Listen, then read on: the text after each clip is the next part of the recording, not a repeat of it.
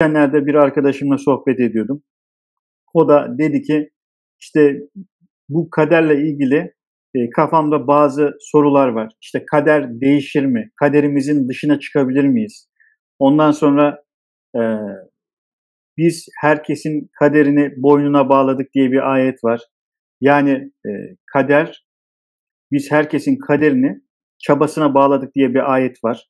İşte şeklinde bunları sordu ve bunlar üzerine biraz bir sohbet ettik ve bu sohbetleri yaptığımızda arkadaşlar eee, onun kafasındaki bazı sorular cevaplandı. Ama ben düşündüm ki siz değerli arkadaşların da kafalarında bazı sorular olabilir ve bu konularla alakalı da sizlere bir aydınlatma yapabilirim diye düşündüm. Ve bununla alakalı da böyle bir pazar gününde sizler için bir canlı yayın yapmayı düşündüm. Arkadaşlar öncelikle şunu söyleyeyim. İşte kader mukayyerdir diyen var. Kaderle ilgili İslam alimlerinin görüşleri var. Kaderle konuşmayın diyen var. Kaderi sorgulamayın diyen var. Var da var. Neden var? Önce size onu anlatayım. Arkadaşlar, insanlar kaderin ne olduğunu konuşurken e, tam anlaşılamadığı için ve tam anlayamadıkları için ve her şeyden önemlisi de arkadaşlar kaderi anlatan adamlar konuyu bilmedikleri için, tam vakıf olmadıkları için, ne olduğu konusunda bir fikirleri de olmadığı için geçmişten aldıkları bilgileri karşısındaki insanlara sunuyorlar. Yani sen bir yerden bir bilgi almışsın, ezberlemişsin. İşte kader şudur, kader budur. Biz kaderi herkesin işte çabasına bağladık ayetiyle bir şeyleri vurgulamaya çalışıyorlar. Neden böyle biliyor musunuz? Çünkü kaderin ne olduğunu bilmiyorlar. Kaderle ilgili bir takım ahmakane fikirler yürütüyorlar. Ve bu ahmakça fikirlerini insanlara kader budur, kader şudur diye lanse etmeye çalışıyorlar. Ve buna özellikle din eksenli kişiler daha çok gündemine aldığı için ve din eksenli kişiler de astroloji bilmeden Kur'an'ı anlama yoluna çıktıkları için büyük bir gaflet, delalet ve hamakat içindeler arkadaşlar. Yani eğer Kur'an'ın içinde bu kadar çok astroloji ayeti olur da sen astroloji öğrenmeye çalışmazsan, sen astroloji bilmezsen, sen bugüne kadar öğrendiğin bilgileri eski atalarının bilgileriyle yola çıkarsan, o Kur'an'daki atalarınızın dinine mi inanıyorsun? Yani oradaki o ifadeyle karşılaşırsın.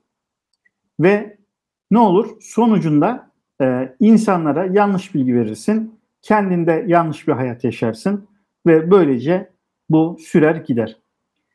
Burada bizim, yani benim burada yapmak istediğim şey kimseyi yermek değil. Ama bilmiyorsan bilmediğin konuda konuşmamalısın. Ya da bildiğini zannettiğin konunun bir derinliği olabilir ve sen bunu araştırmalısın.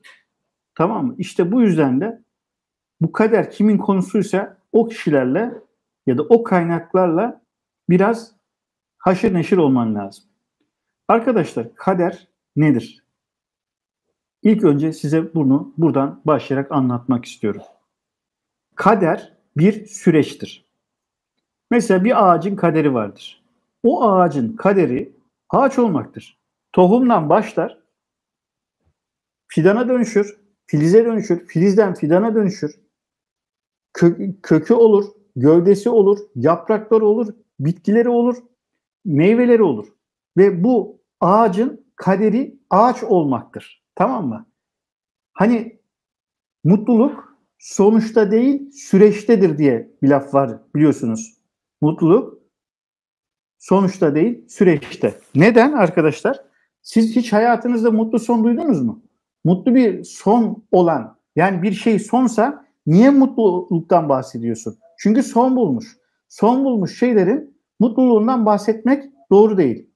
İşte mutluluk sonuçta değil de süreçte olduğu için değerli arkadaşlar, işte bizim o süreç dediğimiz kavram kadersel anlamda, kader dediğiniz şey sizin yaşam formatınızın, geliş amacınızın, gittiğiniz yönün sürecidir kader. Yani sen buradan çıktın, Antalya'dan İstanbul'a gidiyorsun. Senin Antalya'dan İstanbul'a gidebileceğin yol senin kaderindir. Tamam mı? İşte o yol senin kaderindir. Senin sürecin o yoldadır. Senin kaderin o yoldadır. Sen bu dünyaya bir ağaç olarak geldiysen sen bir araba olamazsın. Sen bir araba olarak geldiysen sen bir insan da olamazsın. Sen bu dünyaya ne için, hangi fıtrat üzeri yaratıldıysan o fıtratın gereğini yerine getirip yaşayıp bu dünyadaki bayrak yarışını tamamlayıp bir sonraki nesillere devrederek ölüp öbür tarafa gideceksin. Binlerce insan yaşamış, binlerce insan ölmüş. İşte kader arkadaşlar bir süreçtir. Tamam mı? Kader bir süreçtir. En basit Türkçe meali budur. Yok işte kaderin işte kaderi bir şey var, kaderi şu var, kaderi bu var. Hani böyle Arapça tanımlamalar var. Bunlarla kafanızı karıştırmaya hiç gerek yok. Kader yaşamınızın bir sürecidir. Şimdi Kur'an'da bir ayet var arkadaşlar. Ayette deniliyor ki biz herkesin kaderini çabasına bağladık. Bağladık. Yani biz herkesin kaderini çabasına bağladık diye bir ayet var. Ve bu ayeti adam okuyor. Diyor ki demek ki ben çabaladığımda bu kaderi değiştirecekmişim şeklinde algılıyor ve anlıyor. Yanlış anlıyorsun. Yanlış anlıyorsun. Neden yanlış anlıyorsun? Senin diyor ayet bir kaderin var. Bir kaderin var, bir yolun var, bir çizgin var. Gitmen gereken diyor bir alan var. Ve sen bu yaratılış fıtratı üzerine gideceksin. Çünkü sen Kur'an'ın tamamını okuduğunda o yaratılış fıtratı üzerine gitme nedir falan onları da anlayacaksın. Tamam mı? İşte diyor senin çabanı bu kader çizgine bağladık diyor. Ve senin çabanı bu kader çizgine bağladığımızda senin çaban bu kader süreci içerisinde var olabilir diyor. Bu kaderinin dışındaki bir alanda senin çabandan bahsedemeyiz diyor. Yani sen bir ağaçsan, senin kaderinde yeşil yapraklar vermek varsa, senin kaderinde meyveler vermek varsa, senin kaderinde kök salmak, gövde olması, işte bitki olmak varsa, sen bu ağaç olma yolunda kendini tanırsan, bu süreçte kafanı biraz güneşe doğru çevirirsen, işte toprağını havalandırırsa ne olacaktır? Güzel bir ağaç olacaksındır. İşte orada çaba senin kaderine bağlı olmuş olur. Sen burada Antalya'dan çıktın, İstanbul'a gidiyorsun. İstanbul yolu senin kaderin. İşte senin çaban o yol güzergahında ortaya çıkıyor ve o yol güzergahında sen o çabayı kullanabiliyorsun. Nasıl kullanıyorsun? Birinci vitese atıyorsun, ikinci vitese atıyorsun, araba solluyorsun o yolda giderken. İşte trafik kurallarına uyuyorsun. Bazen trafik kurallarına da uymuyorsun. Tamam mı? İşte yolda mola veriyorsun. Ne oluyor? O süreç içerisinde senin çabanla o yol tamamlanıyor. O yüzden o yol yani senin kaderin o çaba içerisinde. Yani o çaba o yol içerisinde. Ama senin kaderinde buradan İzmir'e gitmek yoksa sen o çabayı Antalya İstanbul otoyolunda kullanırsın ama İzmir otoyolunda kullanamazsın. Çünkü senin çaban senin kaderine bağlı. Umarım anlatabiliyorumdur. Bunu böyle anlamıyor da şöyle anlıyor. Diyor ki benim bir kaderim var. Ben bunu çabamla uğraşırım, değiştiririm. Nah değiştirsin. Değiştiremezsin arkadaşım. Yok öyle bir şey.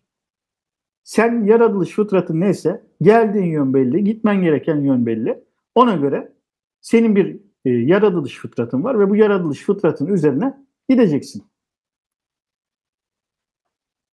Bakın ayetleri yanlış yorumlayıp yanlış anlayıp tabii bunun içerisinde ilahiyatçısının da kabahatinde var. İmamının da var. İşte mealler, tefsirlerde yapılan hataları var. Herkes almış Ragıb el-İsfahani'nin sözünü kullanmış. Ta Peygamberimizden 700 yıl sonra gelmiş bir adamın bilgilerini kullanarak bir şey yapmaya çalışıyorlar. Dolayısıyla hayatın gerçekliğinden kopuyorlar. Bir dini yanlış anlayacaksanız hiç anlamayın arkadaş. Senin aklın var, fikrin var, vicdanın var. Sen Allah'ı bulursun, doğru yolu bulursun. Hatta bizim ekolümüz işte Maturidi ekolüdür. Bir diğeri daha vardı. Onlar bu fikri savunuyorlar. Yani işte insan vicdanıyla, aklıyla bulunabileceğini savunuyorlar. Maturidi ekol de bu noktada. Dolayısıyla sen kendi fıtratından uzaklaşırsan, kendi vicdanından, kendi aklına uzaklaşırsan, kendi yaratılışına aykırı yaşarsan, geleneklerini yaratılışa aykırı kurarsan, giyimini yaratılışına aykırı kurarsan, yaşama isteğini, arzunu yaratılışına aykırı kurarsan ne olacak? Sen hayatın şirazesi kayacak. Oradaki biz herkesin çabasını kaderine bağladık kelimesi, bir ayet daha var. Mesela ben size söyleyeyim, bunu da yanlış anlıyorlar. İşte diyor ki ayette, biz diyor cinleri ve insanları ancak ve ancak siz bize kulluk etsinler diye yarattık diyor. Şimdi adam bunu nasıl anlıyor biliyor musun? Adam biz diyor cinleri ve insanları ancak ve ancak bize namaz kılsın diye yarattık şeklinde anlıyor. Öküz. Niye? Niye öküz diyorum? Ya nasıl kızmazsın? Oradaki ancak ve ancak ifadesi matematiksel ifade. Senin seçme şansının olmadığını söylüyor. Tamam mı? Seçme şansının olmadığını söylüyor. Sen bunu sadece bize ibadet edecek ve bunda namaz falan şeklinde anladığın zaman senin bu ibadeti yapmaktan başka şansın olmayacak şeklinde yorumlaman lazım. O zaman senin namaz kılmayan insanları hiçbir yere kefeye koyamazsın. İbadet etmeyen insanları bir kefeye koyamazsın. Zaten cinlerden haberin yok. Zaten gördüğün bir varlık değil. İnsanlara baktığın zaman din, diyanet zaten kimsenin umurunda değil. O zaman bu ayet yanlış. O zaman bu ayet yanlış. Acaba sen yanlış anlıyor olabilir misin? Tabii ki sen yanlış anlıyorsun. Çünkü biz cinleri ve insanları bize kulluk etsin diye yarattık. Kulluk demek, köle demek. Yani insanların diyor yaşam fıtratlarında ancak ve ancak yapacakları her türlü hareketin neticesi bize köle olmaktır. Yani onlar kendi kaderlerini, kendi egolarını yaşam zannı içerisinde kötülük yapan dahi Allah'a kul oluyor. Birisinin iyi olan birisine ötekisi sınav oluyor. Anlatabiliyor muyum? Yani siz diyor bu sistemin dışında kendinizin hür iradesiyle çok da özgür olabildiğinizi sanmayın diyor. Şimdi bu var. Ondan sonra biz kendi çabanızı kaderinize bağladık ayeti var. İşte o çabanızı kaderinize bağladık ayeti sizin varlık süreci içerisinde, sizin gideceğiniz yol süreci içerisinde alacağınız önlemler, tedbirler, atacağınız vites, çevireceğiniz direksiyon. Bunlar sizin kaderinize bağlı. Sen arabaya bindin. Buradan çarşıya gideceksin. Şimdi o direksiyon çevirmek senin iradene bağlı. Buna irade-i cüziye deniyor. Buna astrolojik göstergelerde de kişisel gezegenler denir. Bir de sana bağlı olmayan gezegenler vardır. Darma gezegenleri. İşte Plüton, Neptün, Uranüs. Şimdi buradan Markanta'ya gideceksin. Ya da işte çarşıya gideceksin yani. Burada başka şehirlerde olanlar da var. Neresi de bilmez.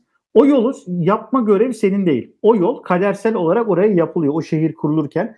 Yani Allah senin kaderini yaratıyor. Sana düşen sadece yoldan gitmek. O yoldan nasıl gideceğin, hangi trafik ışığında duracaksın, durmayacaksın, vites atacaksın, atamayacaksın sana bağlı bir şey. Yani arkadaşlar mutluluğun sonuçta değil süreçte olması senin kendi kaderine razı gelip mutlu olup o süreci en güzel bir şekilde algılayıp en güzel bir şekilde insanlara faydalı olabilecek şekilde anlatman ya da anlaman ya da kendini kabul açıp o yolda ilerlemen gerekir. İşte bundan dolayı da arkadaşlar senin çabana bağlı olan kader senin kaderinin içindeki alanda senin elinin erdiği yerden ibarettir. Yoksa sen çabayla bu kaderi değiştiririm yanılgısı içerisinde olamazsın. Olamazsın. Çünkü varlık alemine bir kere bir çıktın mı hangi gezegen, hangi şey güzergahında çıktıysan yani sen o güzergahta, o zaman diliminde doğduğunda senin karakterin, dürtü mekanizmaların, yükselen burcun, güdümlendiğin alanlar, cinlerin, şeytanların, gilitin, ıvırın, zıvırın artık o haritada ne varsa sen ona göre bir kader yaşıyorsun. Zaten sen o zaman diliminde doğmanın da bir anlamı var. Mesela işte bugün Satürn retrosu var. Şimdi bak, şu dönemdeki doğan çocuklar rastgele doğmadılar. Ben size söyleyeyim.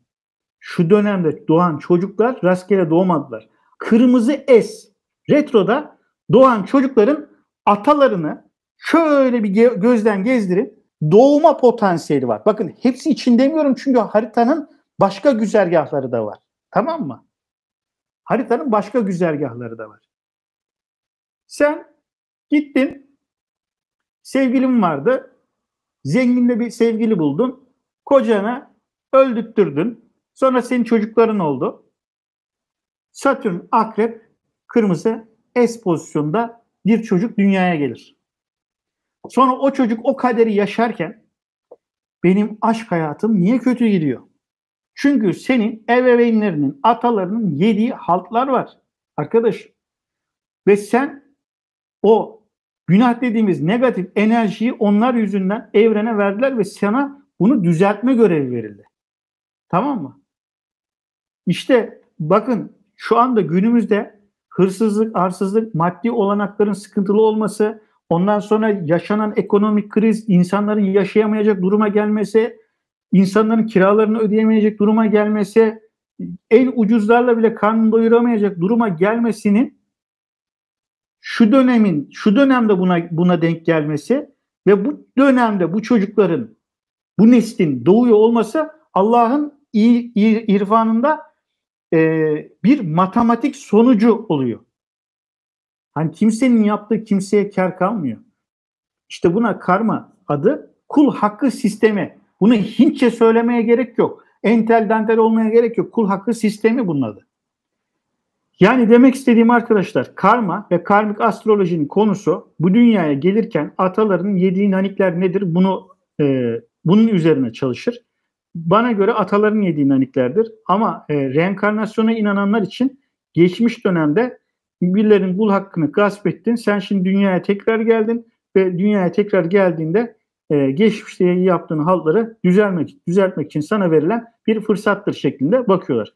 Bana göre geçmiş atalardan gelen bir genetik ve hak sisteminin aktarımı.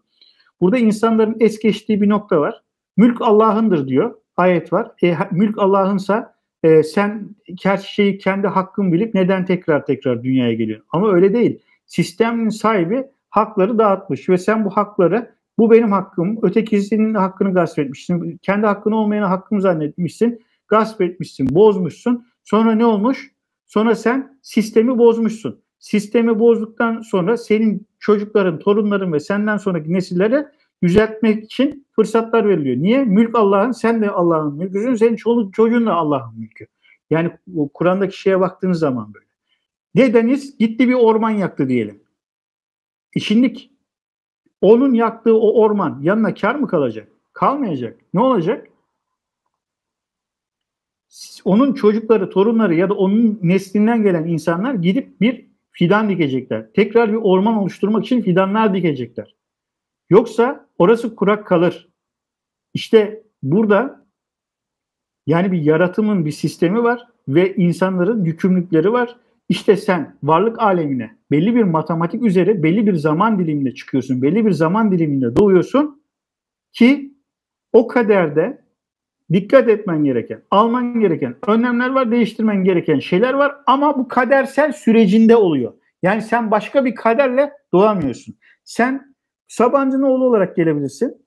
Sen fakir bir ailenin oğlu olarak gelebilirsin. Orta direkt bir ailenin oğlu olarak gelebilirsin. Efendim ben çalışarak zengin olayım.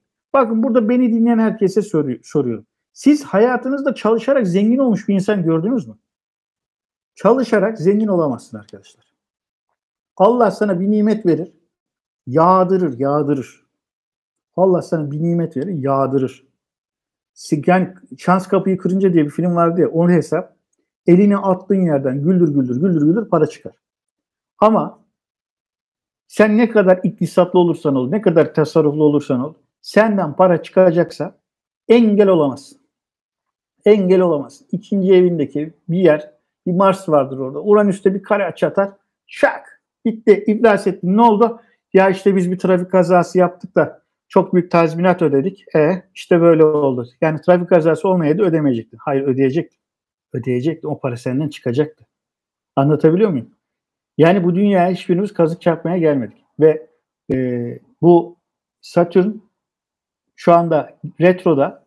Bu Satürn'ün retrosunu böyle hani burçlara etkisi şöyle böyle falan diye anlatılıyor ama asıl etkisi Satürn retroda doğanlardır. Tamam mı? Satürn retroda doğduysan bak o zaman işte bu dönemi iyi değerlendireceksin. Satürn retroda doğanların geçmişten gelen bazı şeyleri temizleme görevi var. Neyse yani bu kaderden girdik ve karmadan kader ve karma olayına böyle bir baktık. Demek ki arkadaşlar neymiş? Kader değişmez. Ve bu kaderin içinde yol ayrımları ama yani güzergah içerisindeki yol ayrımlarından bahsediyorum. Arka mahalleden gidersin, o mahalleden gidersin ama gidersin yani. Gitmek zorundasın ve o yoldan gideceksin. Anlatabildim mi ne demek istediğimi? Mesela bazı insanlar var. Abi kaderinde yabancı birisiyle evlenmek var. Tamam mı? Yani yabancı birisiyle evlenecek. Ya kaderinde belli ya senin yabancı birisiyle evleneceğin belli. Sen daha doğduğun gün belli. Bakın işte bilmem nerenin bilmem ne köyünde tesadüf eseri Hollandalı birisi denk geliyor. Tanışıyorlar. Bana diyor hocam bizim uyum haritamız nasıl bakabilir misiniz? Baktım abi %95 uyumlusunuz ya siz. Yani anca bu kadar uyumlu olabilirsiniz yani. Hemen yarın evlenin. Niye? Kadersel olarak orada bir denk gelme var ve seni oradan o köyün içinden alıp seni ta Hollanda'ya götürecek. Bak Elon Musk'ın haritasında da böyle şeyler. Elon Musk Afrikalı biliyor muydunuz? Herif Amerikalı bile değil. Herif Amerika'dan da öteye geçmiş durumda. Kaderinde varsa o güzergahında ilerlersin. Ve senin o kadersel güzergahından seni çıkarmaya çalışan her türlü durumu Allah elinden alır.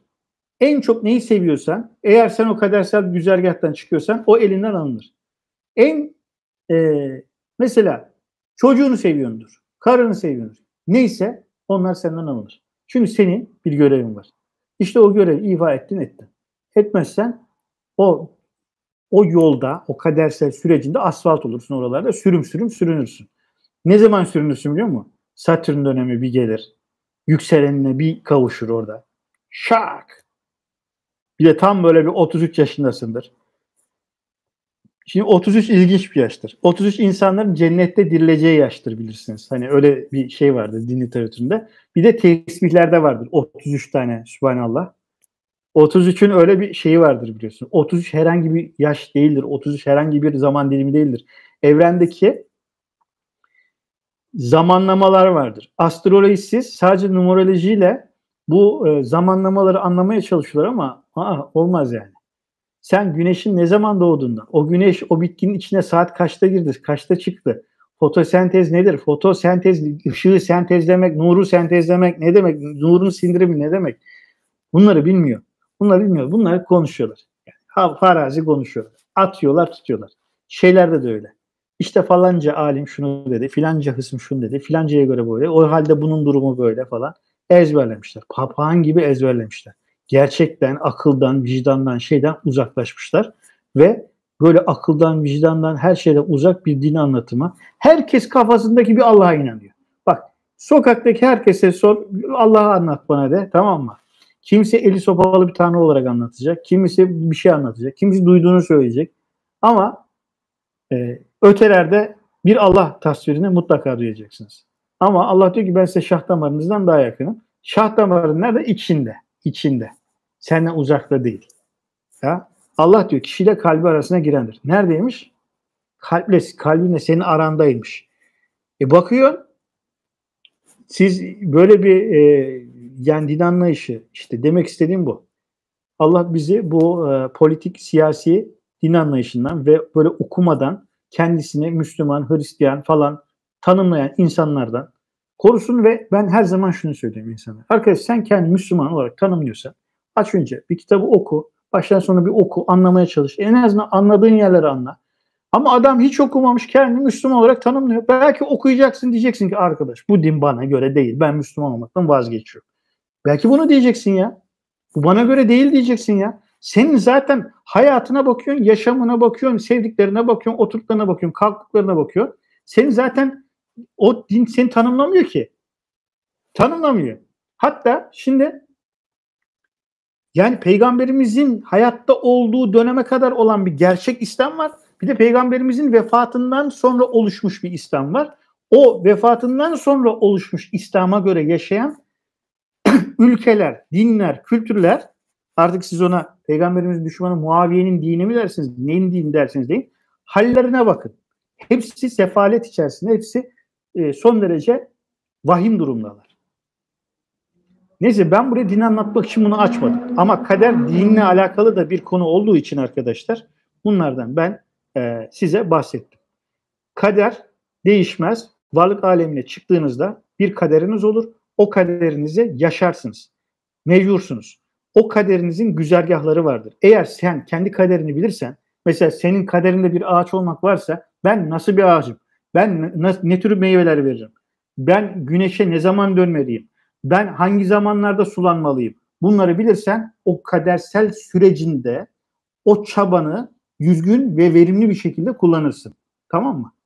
Onun dışında ben otoyol yerine uçarak gideceğim dersen, uçmak senin kaderin değil, uçmak helikopterin kaderi.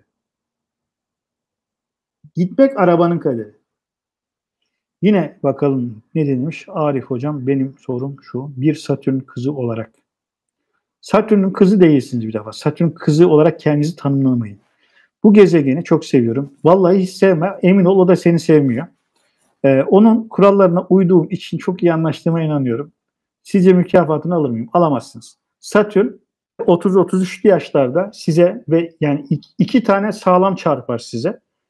Onu size söyleyeyim. Bir tanesi güneşinize kavuştuğunda Satürn sağlam çarpar. İkincisi de yükseleninizle kavuştuğunuzda çok sağlam çarpar. Sürüm sürüm süründürür. Satürn robotiktir arkadaşlar. Yani Satürn'de merhamet duygusu falan yoktur. Satürn sana da dost değildir. Satürn eski astrolojik yapılarda Satan, şeytan anlamına da gelir. Okült astrolojide de iradenin varlık alemine çıkması için gereken direnç enerjisini verir. Yani materyalize eder. Bir enerji materyalize olmadan varlık alemine çıkamaz. Işık da dahil buna. Mesela elektrik akımı ampulün içinden geçiyor ya, ampulün içinden geçerken orada direnç yapar otel ve orada o zorlanma sonucu ışıma yapmaya başlar ve o ışıma acıyla gerçekleşir. Sen spor salonuna gittin, halteri aldın eline, indiriyorsun, kaldırıyorsun, indiriyorsun, kaldırıyorsun. İşte indirirken, kaldırırken buradaki kasın acıyor, acıyarak şişiyor, acıyarak gelişiyor. Satürn acıtarak geliştirir. O yüzden Satürn demek senin kıtlıkla sınavın demek. Kıtlıktan seni terbiyelenip bir şeyler olmanı sağlamak demek. Bazı insanların bilinç seviyeleri düşük insanlar, iradelerini iyi kullanamayan insanlarda Satürn onlarda ön plandadır. Jüpiter azdırır, Satürn kısıtlar. Kıtlık getirir. Tamam mı? Ve bu Jüpiter'in kızı da olmak, Satürn'ün kızı da olmak iyi değil. Niye biliyor musun? Bak, size çok önemli bir şey anlatıyorum şimdi. Sizin bu Jüpiter dediğiniz, bu Satürn dediğiniz bu felekler, bunlar meleksel kuvve. Kuvve demek enerji demek. Melek enerjisi demek.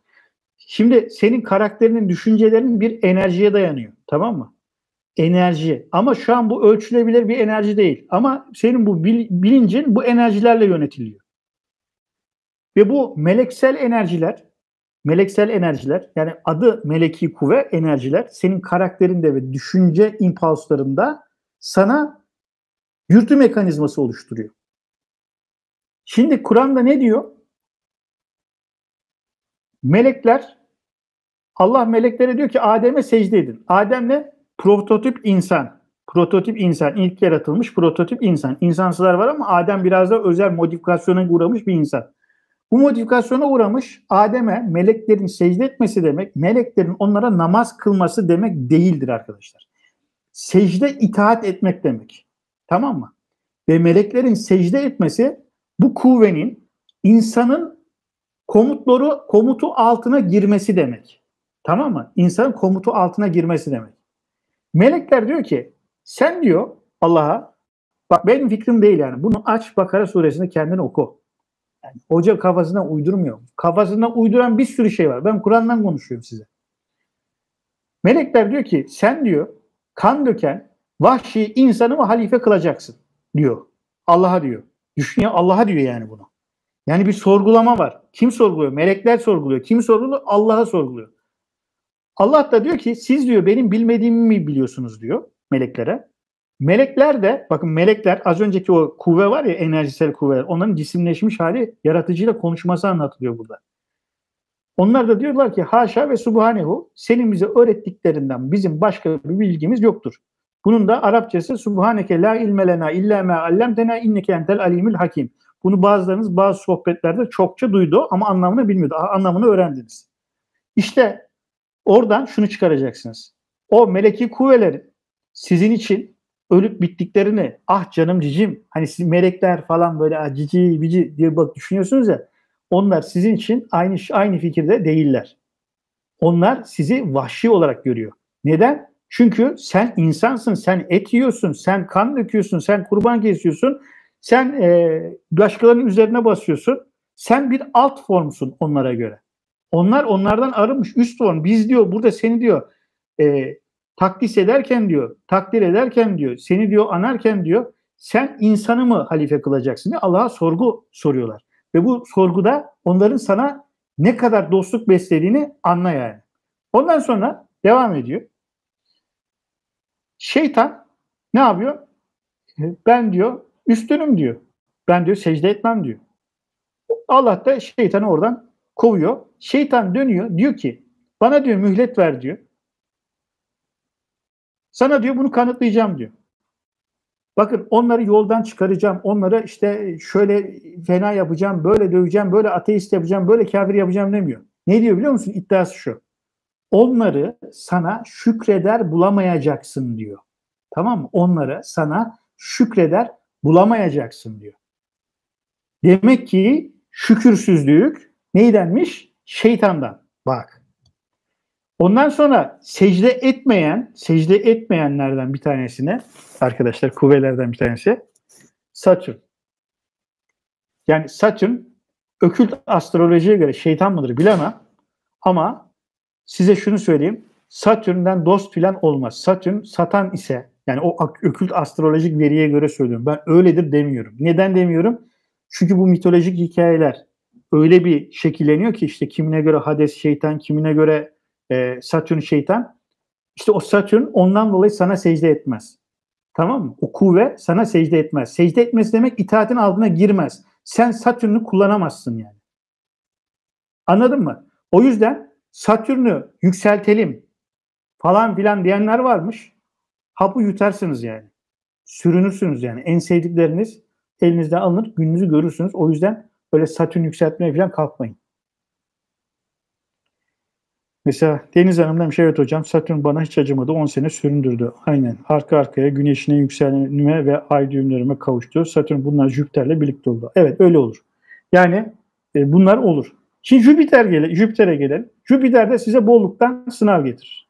12 senede bir oradan gelir sınav. Yani Jüpiter'den. Çünkü 12 senede bir o zodya böyle turlar. Gelir tam senin güneşine. Allah yağar da yağar böyle. Allah hoppa.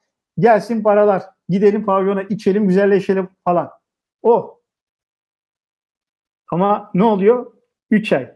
3 ay sonra mokoko. Jüpiter'le gelen Jüpiter'le gider. Ondan sonra o 3 ayda kazandığın, o güzel geçirdiğin zaman dilimini 30 sene konuşursun. Ha ben şu kadar para kazandıydım da şöyle iflas ettim de şöyle işim rast gitti de böyle rast gitmediydi de konuşur durursun. Kaybettiklerine üzülür durursun. Kur'an öyle diyor. Biz onları diyor önce veririz diyor. Ondan sonra kaybettiklerini diyor arkasına bakar üzülürler diyor. Yani bu şekilde. Valla ben size bir kaderden bir şeyler anlatacaktım ama valla alttan girdik üstten çıktık. Yine çok böyle derin acayip konulara girdik çıktık. Yani işin özü özeti şu. İşin özü özeti şu. Bak benim bu videomu böyle baştan sona izlemeden yargılamaya kalkmasın kimse. Hani melekler size dost değil dedim ya. İnsanın Allah'tan başka dostu yok. Tamam mı? İnsanın Allah'tan başka dostu yok. Meleklerden, cinlerden, şeytanlardan, oradan buradan dost olmaz. Allah'tan başka kimseden dost olmaz. O yüzden kendi vicdanınızdaki telefonunuzu kaldırıp Allah'la konuşacaksınız. Ben kullarıma uzak değilim diyor. Bilakis onlara çok yakınım diyor. Yani burada kalbinizde bir kırmızı telefon var. Yaratıcıyla doğrudan irtibat sağlayan, ona göre. Ve o sizin yaptığınız, ettiğiniz her türlü şeyi biliyor. Kur'an'da işte biz astroloğuz, astrolojiden bahsediyoruz falan ya. Şira ile alakalı bir ayet var. Şimdi diyor ki Şira'nın Rabbi de odur diyor. Şira'nın Rabbi de odur. Ya sen Şira'nın Rabbi de odur, Sirius'un Rabbi de odur anlamında. Bu sen eğer eski Mısır dönemini bilmezsen, eski arkeolojik kazılarını bilmezsen, Mısır'daki geçim şartlarının Nil Nehri'nin taşmasına bağlı olduğunu, Nil Nehri'nin verimine bağlı olarak bu insanların gıdalarının arttığını, ektiklerini, biçtiklerini, tarımsal faaliyetlerinin arttığını bilmezsen ve onu Şira yıldızını gördüklerinde bunların arttığını, Şira'dan uzaklaştıkları zaman bunların veriminin düştüğünü bağladıklarını ve Şira'yı tapılacak bir şey olarak gördüklerini bilgisini bilmezsen Allah'ın Kur'an'da Şira'nın Rabbi de odur ayetini anlamazsın. Demek ki neymiş? Cevaplar. Neyin cevabı? Kur'an'da.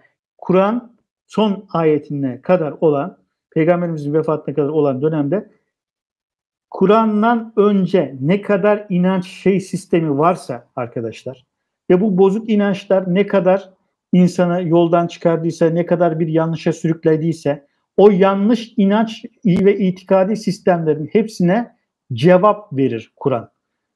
Anlatabildim mi? Ve ondan sonraki, Kur'an'dan sonraki insanların icadı olan kısım, yorumları, icatları olan kısımları yine insanları birbirine sokmuştur. Ve o Kur'an'ın son ayetine kadar olan kısım ondan önceki tüm inanç sistemlerinin cevabıdır. Sen eğer geçmişteki o mevzuları bilmezsen Kur'an'ın neye cevap verdiğinde bilmeyeceksin. Bilemezsin. Varsayımlarda bulunursun. İşte tefsirlerde olduğu gibi. İşte falanca şöyle demiş, filanca böyle demiş, filanca hadiste şöyle olmuş, filanca hadiste böyle olmuş. Senin Kur'an'ı anlaman için mitoloji, arkeoloji, o dönemin toplumsal inanç sistemlerini, eski toplumların inanç sistemlerini bunları bilmen lazım. Nuh'un kavmindeki putlardan bahsediliyor. Suva, Vette, Gayus bunlardan bahsediliyor. Bunlar ne? Sen bunlarla alakalı bilgin yoksa ki bunlar da bu Göbekli Tepe'den sonraki dönemde olacak, yani keşfedilecek, bunların şeyleri de ortaya çıkacak da. Bunları bilmezsen Kur'an'ın neye cevap verdiğini de bilmezsin. Yani orada bir sürü konu var, bir sürü konulardan bahsediyor. Okuyorsun, anlamıyorsun. Çünkü doğru soruyu sormuyor. Orada hani hiç soru sorulmadan her türlü soruya cevap var. Bir başka tabirle. O yüzden mantalite hatasından ötürü inanç sistemlerinin bozukluğu. Yani Allah'a inanmak için hacıya, hocaya, hazretine, nasretine hiç kimseye ihtiyacınız yok. Arkadaşlar bir soru daha geldi. Hocam diyor doğum haritası analizi neden yaptırmalıyız? Bize ne gibi faydası olacaktır? Sizin yorumunuzu merak ediyorum. Şimdi doğum haritası bir insanın kendi kadersel sürecini bilmesi ve kendi kaderini bilmesi ve kendini tanıması için en önemli bir evrenden aldığı nüfus kağıdıdır. Bir insan kendisini hatta kendinle alakalı bilmediğin, farkında olmadığın noktaları bile doğum haritası analiziyle öğrenirsin. Ve bu doğum haritası analizini bildin mi? Yani kendi huyunu bildin mi? Hangi ortamda nereden ID impulsuna yakalanıyor? Nereden dürtü mekanizması sana giriyor? Bunları bilirsen kendi hayatında atacağın adımlarda o alanlarda oluşturduğun önlemler senin için çok faydası olur. Mesela para kazanacaksındır. Var yani böyle. Yani birisi mesela para kazanamıyor. Haritasına bakıyorsun, arkadaşım sana para karından gelecek. Evleneceksin. Evlendin, kadından sana yağacak para. Adam bekar. Evlenmeyi düşünmüyor. Para gelmeyecek sana. Yani bu durumda evleneceğe kadar gelmeyecek. İşte birisi var. Hocam ben zengin koca bulmak istiyorum. Niye? Paraya ihtiyacım var. Kocam bana bakar.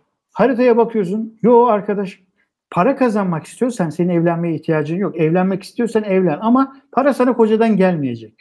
Ne yaparsan yap kocadan gelmeyecek sana. Sen para kazanmak için çalışman gerekiyor.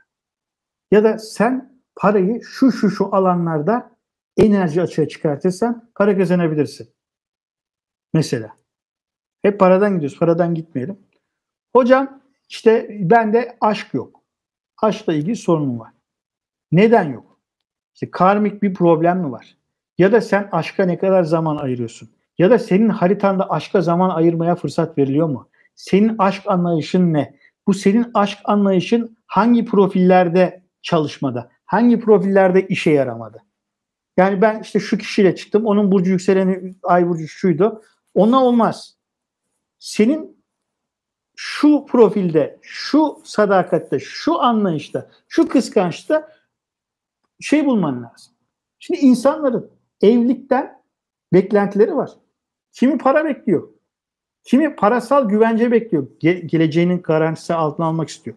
Kimisi cinsellik ve seks bekliyor. Şimdi düşün. Sen cinsellik ve seks beklerken karşında para bekleyen, tam anlamıyla her şey para üzerine kurulu birisiyle evlendin. Hayda, hoppa, şakkıdı şak şak şak şak şak şak. Olmaz, olmayacak. Boşanacaksın. Ve dünyan sana zehir olacak. Anladın mı? Yani sen istidat kabiliyetin, eğilimlerin, davranışların o doğum haritasında anahtar olarak, sembolize olarak saklı. Ve senin o düşüncelerin davranışlara dönüşecek. Davranışların da kaderine dönüşecek. Kaderin senin sürecin olacak, hayat sürecin olacak. İşte onu bilirsen, ona göre adım atma olasılığın varsa, bu bilgiye erişme fırsatı sana verildiyse doğum haritası sana bundan dolayı faydalı olacak. Ben şu an astroloğum, resmi astroloğum. Keşke 20 yaşında, 23 yaşında, 18 yaşında bana benim kadar bilgili bir adam bir astroloji danışmanlığı keşke verseydi yani. Şu an çok başka bir yerde olabilirdim yani. Astrolog olur muydum? Olurdum da zevk için yapardım. Hala da ilerleyen zamanlarında sadece zevk için astrologluk yapmak var. Yani sadece ücretsiz, tamamen böyle amme hizmeti olsun diye hayalimde var yani. Günde mesela 2-3 saat ayırıp böyle bir şey yapmak istiyorum. Evet, hocam ne güzel anlattınız demiş Muzo Bey. Çok teşekkür ederim. İngiltere'den çok selamlar demiş. Ben teşekkür ederim. Bakın bu mesela benim astrolog olmamın sebeplerinden bir tanesidir. Şimdi bazı bilgileri paylaşmam gerekiyor. Tamam mı? Kendi haritamdan kaynaklı insanlara anlatmam gerekiyor. Eskiden de ben bu televizyona çıkma, YouTube'a çıkma ya da bu tarz şeylerden hiç hoşlanmazdım. Ama hayat bana diyor ki çıkacaksın, anlatacaksın diyor. Bakın beyefendi İngiltere'den dinliyor bizi. Geçen İsviçre'den bir danışanım vardı. Başka Polonya'dan vardı. Başka dünyanın birçok ülkelerinden benim danışanlarım var, dinleyenlerim var. Buradaki o insanın ihtiyacı var ve o insanın bendeki bir bilgiye ihtiyacı var. Allah diyor ki çıkıp göstereceksin, o kulumun ihtiyacı var diyor. Tabir yerindeyse. İşte nasıl beni hayat bu noktaya sevk ediyorsa, benim size bir pazar günü böyle bir şeyler anlatmaya çalışıyorsam, işte sizlerin de bu hayatın bütününe yapmanız gereken hizmetler var. İşte bu hayatın bütününe yapmanız gereken hizmetler doğum haritasında yazıyor ve o doğum haritasındaki o hizmeti yerine getirdiğin zaman şaşacaksın. Ya ben tılsım yaptırmış gibi, böyle muska taktırmış gibi işlerin yolunda gitmeye başlıyor ondan sonra. Ondan sonra jeton düşüyor. Ondan sonra hop diyor. Hop tamam. Ben sana zaman ayıracağım da benim bu hayatla ilgili yapmam gereken, Allah'ın benden istediği bir vazife var. Ben ona bir bakayım diyorsunuz. Çok çok teşekkür ederim beni dinleyen